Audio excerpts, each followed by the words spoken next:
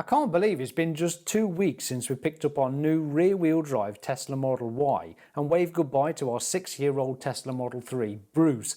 Now, there's a world of difference in terms of quality and refinement between the two cars, but in many ways, the underpinnings of the battery, the efficiency, the user interface, the Tesla app, and overall excellent Tesla-ness is much the same. In this video, I'll share some nice surprise details that I've noticed in this new Tesla Model Y, plus share some ideas that I'd like to see Tesla implement in future over-the-air updates, and even a couple of product ideas too. Let's start with the interior then. I love this metal trim in front of the air vents. It's really cold to touch, but it feels really nice, and it's scattered around the place too. It's also in the center console just here, and even in the bottom of the steering wheel. And of course, it's replicated at the rear of the car in the boot where it says Tesla. It's the same material there. I think the door materials particularly are absolutely beautifully designed, and coupled with the ambient lighting, it's just such a lovely environment to be in. Can you imagine if Tesla made houses? Because in this car, everything that's around me is absolutely beautifully done. It would be totally self-sufficient, covered in solar, with a battery power wall attached.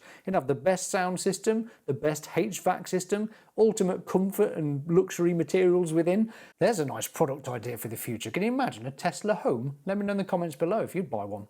And I wasn't aware until we picked up this car that all Model Ys, for some time now, have had bioweapons defense mode, which includes a HEPA filtration system that removes 99.97% of airborne particulates such as smoke, bacteria and pollen. If not build a house, then Tesla have alluded to making HVAC systems for homes, as heating, ventilation and air conditioning, for some time now. I'd love to see that product become a reality. The sound system was something I was a little bit apprehensive about as well, because this is the base version of a Tesla Model Y, although I'm happy to share that this sound system is way better than my original Model 3. There's definitely more bass, there's more immersive sound to it, although if you are after some real punch, you're going to need some subwoofers which only come in the long range all-wheel drive or the soon-to-be-announced performance version, and of course the top-end Model 3s as well. This is also the first Tesla we've had with a rear screen, which my kids are really enjoying, and I've had a good poke around it too. It's beautifully crisp and clear, nice and responsive, exactly the same as the front screen really, and as well as the games, YouTube, Netflix and all that malarkey.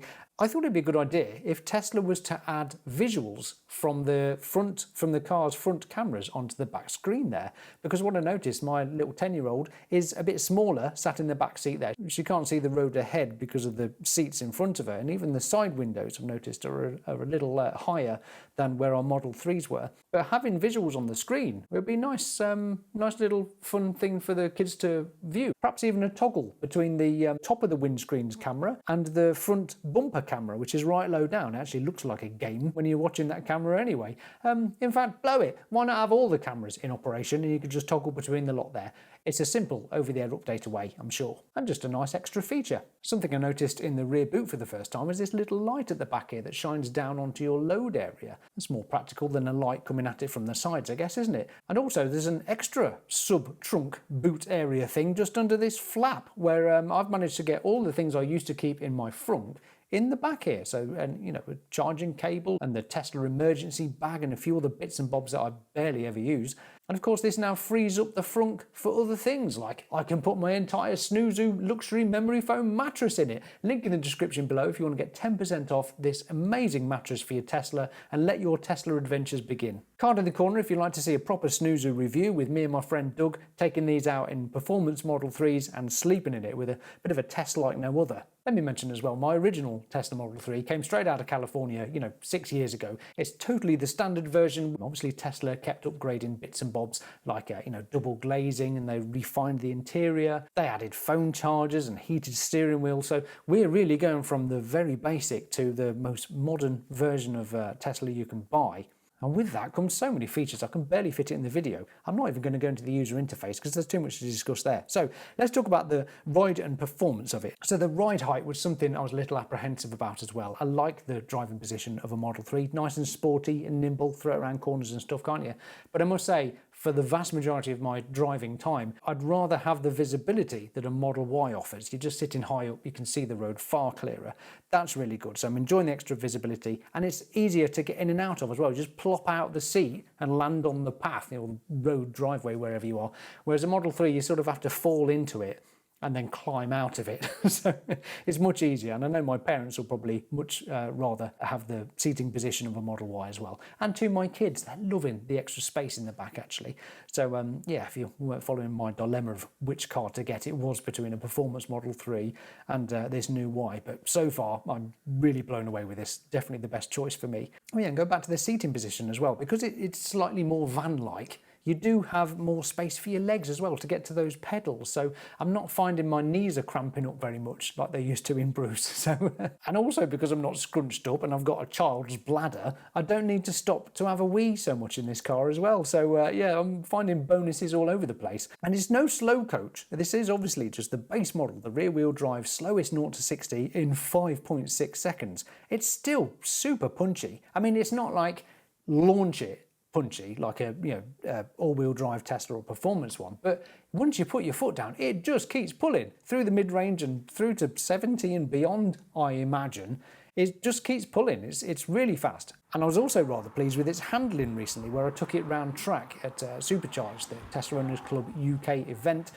with my daughter in the car as well. We did little 3 laps of that, and I liked it.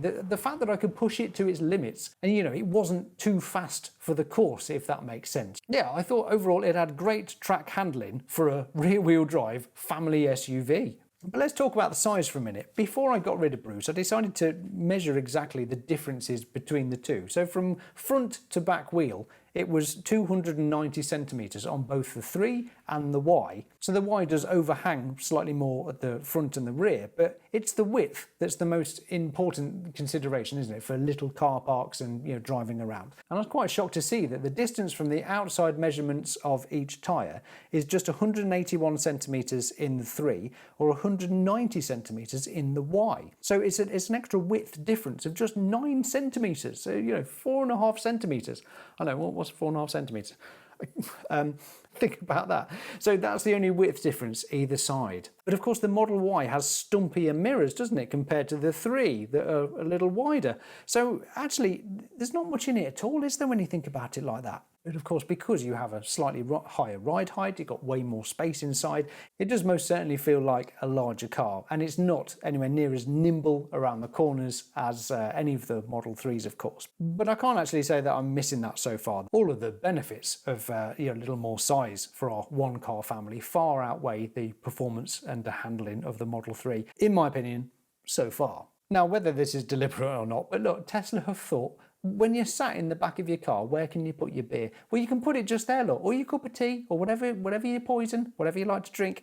Just a wonderful little flat space there where you can put things. It's really useful. And I do believe as well in the front, you've got a little flat bit as well that you can stand things. So I did stand something in there, I can't remember what. Now, the exterior of this car, I absolutely love it. It's really grown on me the more and more I look at it, especially at night. This rear light bar is just beautiful. I think it looks a great looking car from any angle, personally. I couldn't help but notice as well when I washed it for the first time, which I like to do to all new cars, it seemed to have a ceramic coating on it or something, because the water just washed off it like a duck's back. I'm not sure whether it comes with a certain coating straight from the Tesla factory. Do let me know in the comments below if you know more than me. Also, I removed the aero caps from the wheels and discovered these nice little things of nice 5-spoke black alloys underneath. And I believe you can get those central little hubcap things, to cover those nuts in the middle, whatever they're called. And, you've got some nice wheels. Not as nice as some alloy wheels, obviously, but I think they're all right, not bad. And lastly, let's just touch on the battery. So obviously it's LFP batteries, but what I didn't realise, which came to me in a message or an email from Tesla, I can't remember, was the recommendation that you do charge to 100% at least once a week to maintain battery health. Whereas it's the opposite with all the other battery chemistry. You should only charge to 80% for all the performance and all-wheel drive versions of Tesla's batteries in order to maintain battery health. But because these are LFPs, the lithium iron phosphate, and no cobalt in there or anything, it recommends to charge them to 100% all the time. So actually, you sort of get more range, don't you, if you're charging it to 100% rather than 80% on a day-to-day basis. So that's something to bear in mind if you are looking for a new Tesla. But I've already taken this on a real-world range test all the way to Manchester and back, which was 267 miles. Now, do you think it made it in one go? You'll have to click on this video to find out. If you have any questions at all about this Model Y or anything Tesla related, feel free to ask me in the comments below. I'm Will, this is the Tesla Jigsaw. Thank you, Patreons. Thanks for watching. Bye for now.